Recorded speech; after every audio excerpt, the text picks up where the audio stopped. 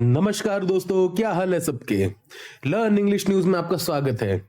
चलिए पहली न्यूज से शुरू करते हैं। सबसे पहली न्यूज, मेटा। मेटा यानी फेसबुक, इंस्टाग्राम, व्हाट्सएप का ओनर जो कंपनी है। Meta enters 4 club. देखिए इसके पीछे का लॉजिक सिंपल है। आप मिलियन लिखते हैं तो 1 2 3, 1 2 3, 1 2 3, ये हो गया आपका मिलियन, ये हो गया आपका बिलियन। तो बिलियन इज 3 क्लब। उसी तरह से 1 2 3, 1 2 3, 1 2 3 और 1 2 3।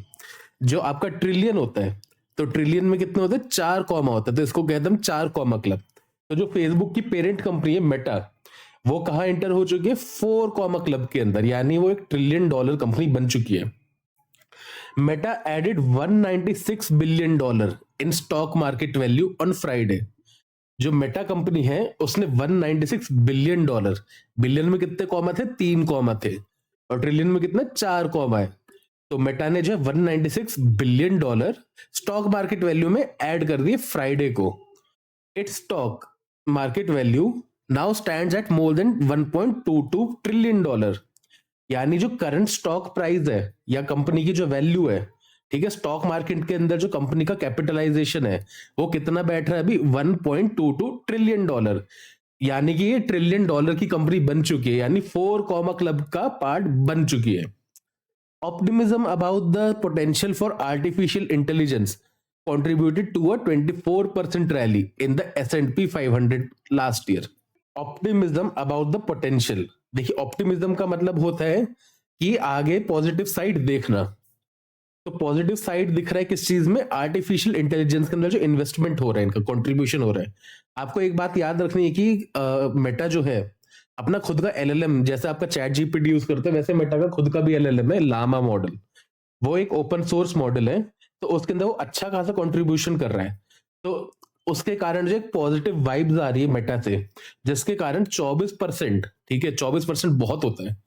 आपका जो चार्ली मुंगर हो गया, राइट, या इस टाइप के जो इन्वेस्टर्स होते हैं, वो भी 24% लाना बड़ा मुश्किल हो जाता है उनके लिए। तो 24% की रैली, रैली का मतलब होता है इंक्रीज होना, प्राइस इंक्रीज करना इज कॉल्ड रैली। तो optimism about the potential for artificial intelligence contributed to a 24% rally in the S&P 500। S&P 500 जैसे हमारे यहाँ पे सेंसेक्स यूज होता है, राइट, सिमिलरली यूएसए के अंदर होता है S&P 500। S&P का फुल फॉर्म है standard and poor. Standard and poor 500 ये एक 500 कंपनी का एक इंडेक्स फंड है, जिससे हमें पता चलता है कि मार्केट की जो टॉप 500 कंपनी है वो कैसा वर्क कर रही है। Meta spent billions of dollars last decade to boost its computing capacity for AI products.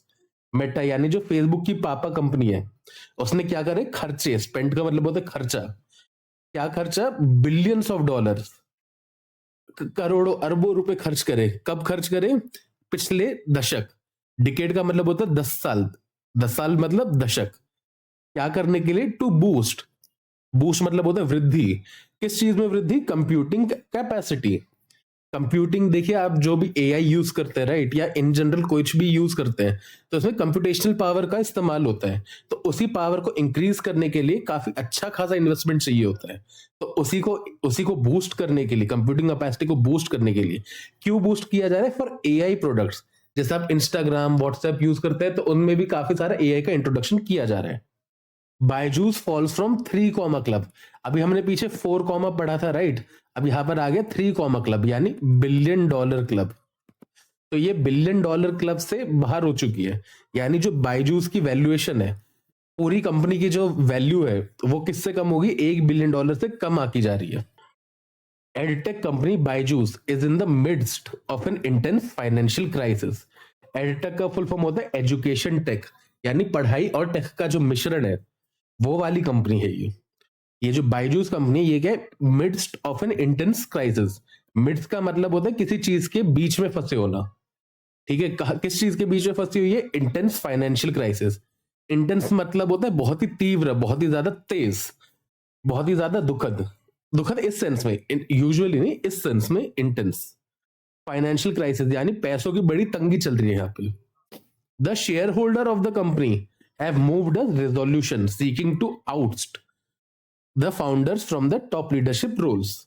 जो शेयर होल्डर होते हैं, एक कंपनी होती है, ठीक है, तो एक कंपनी को जो ओन करते हैं, जो उसके मालिक होते हैं, उनको शेयर होल्डर्स कहते हैं। तो जो कंपनी के शेयर होल्डर्स है, उन्होंने क्या करा, एक रेजोल्यूशन पास करा है। रेजोल्यूशन में क्या होता है, बेसिकली अपनी बात आगे रखना, जिसपे सब लोग सहमत होते हैं। रेजोल्यूशन पहले होता है बात आगे रखना, अगर वो पास हो जाए मतलब सब लोग उसको सहमत करते हैं, तो एक रेजोल्यूशन लाया गया है कि भाई जो हमारे फाउंडर है, कौन है, बायजू रविंद्रन, उनको कंपनी से निकाल देना चाहिए। आउस्टर का वर्ड जो है, ये वर्ड आता है आउस्ट से, ठीक है, OUST। आउस्ट का मतलब होता है रिमूव करना या बाहर निकाल के फेंकना, किक आउट करना। तो ऑल इन ऑल समझते हैं, the shareholders of the company have moved a resolution seeking to ouster of the founder from top leadership roles including CEO Byju Raveendran. यानी जो हमारे शेयर होल्डर्स है, कंपनी के दाता है, कंपनी के ओनर्स है, उन्होंने क्या किया, एक रेजोल्यूशन लाया, एक प्रस्ताव लाया। किस चीज के लिए, बायजू रविंद्रन यानी जो फाउंडर है और जो टॉप लीडरशिप रोल है जैसे CFO, CIO and so on, उनको भगाने के लिए, उनको कंपनी से निकालने के लिए एक प्रस्ताव लाया है। At its peak Byju's was valued at $22 billion.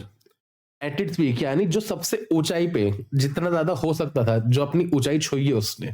Peak आपका आता है, जैसे ये सपोज एक माउंटेन है, तो माउंटेन की एक पीक होती है, ठीक है, जो सबसे टॉप पॉइंट है। उसी तरह किसी कंपनी की वैल्यूएशन की पीक थी जब, तब क्या था, Byju's was valued at $22 billion.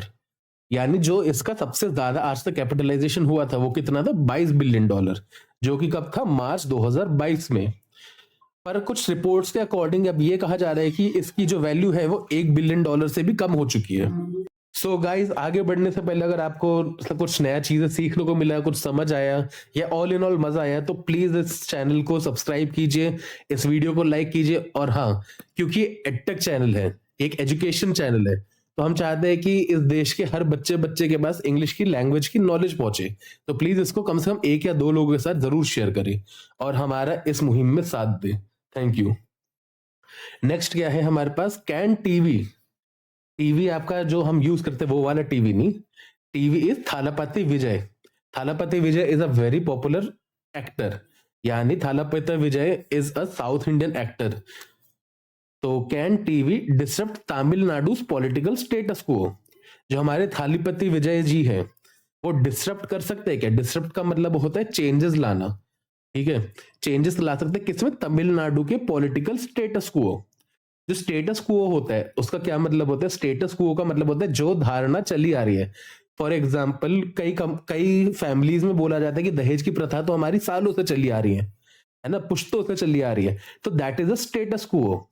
और अब जब नया जो सिस्टम आया जिसमें दहेज नहीं लेते हैं, तो ये आगे वाली जनरेशन के लिए नया स्टेटस क्वो बनेगा।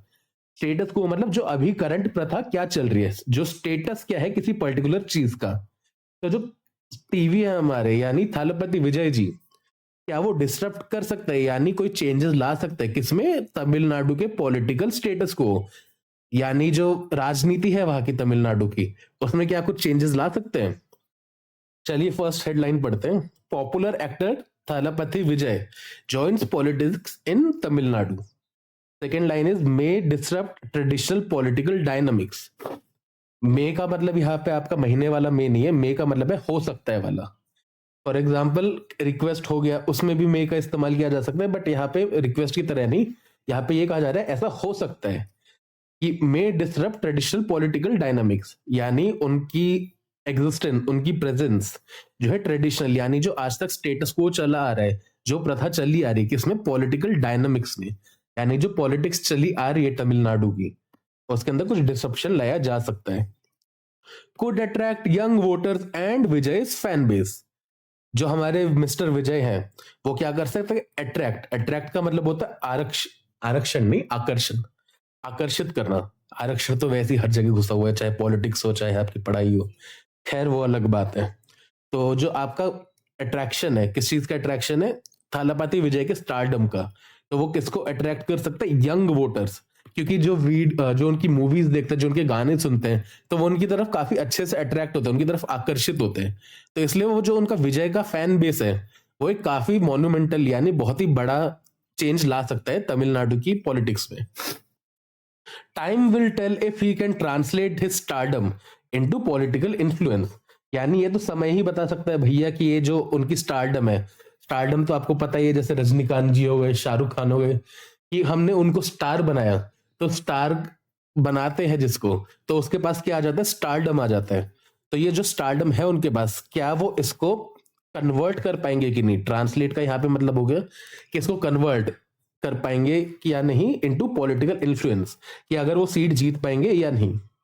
Vijay's appeals transcends caste, class and religion. यानी विजय की जो अपील है वो क्या कर रही है, ट्रांसेंड, यानी उसके भी आर पार जा रही है। किसके पार जा रही है, कास्ट, क्लास और रिलीजन। उनका मानना है कि पूरा करप्शन फ्री एनवायरनमेंट होना चाहिए। तो इन मुद्दों से भी ऊपर उठ चुके हैं वो, ये मुद्दे तो है ही बट इनसे भी ऊपर वो आगे जाना चाहते हैं। क्या कर रहे हैं, ट्रांसेंड कर रहे हैं। And his superstardom rivals that of the legendary MGR। MGR अगर आपको पता नहीं है तो एक बहुत ही पॉपुलर पॉलिटिशियन और एक्टर हुआ करते थे, किसमें, तमिलनाडु में। तो जो MGR का एक जमाने में रुतबा था, वैसा ही रुतबा जो है आपके थलपति विजय जी एंजॉय करते हैं, कहाँ पे, तमिलनाडु में। Poonam Pandey dies of cervical cancer. तो अभी रिसेंटली न्यूज आई थी कि मिस पूनम पांडे, ये एक एडल्ट स्टार है इंडियन मूवी इंडस्ट्री में, तो उनकी कैसे डेथ हुई है, सर्विकल कैंसर के कारण। तो ये हेडलाइन थी। तो थोड़ा सा सर्विकल कैंसर के बारे में भी जान लेते हैं आज। Cervical cancer is the second most common cancer. Cervical cancer एक जगह, सर्विक्स एक जगह का नाम होता है, बॉडी फीमेल प्रोडक्टिव पार्ट का पार्ट है, ठीक है।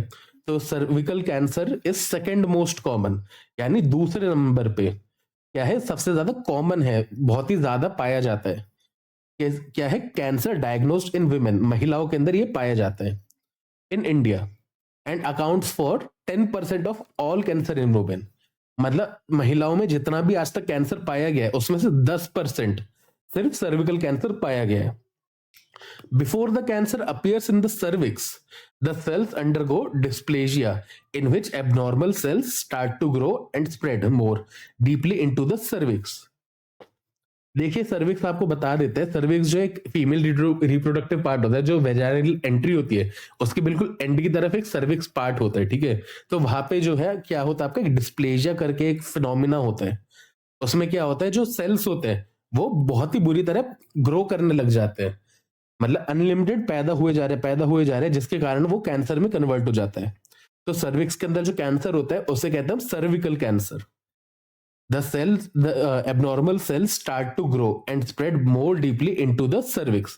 cervix के अंदर जो सेल्स बुरी तरह से ग्रो होने लग जाते हैं, रिप्रोड्यूस होने लग जाते हैं।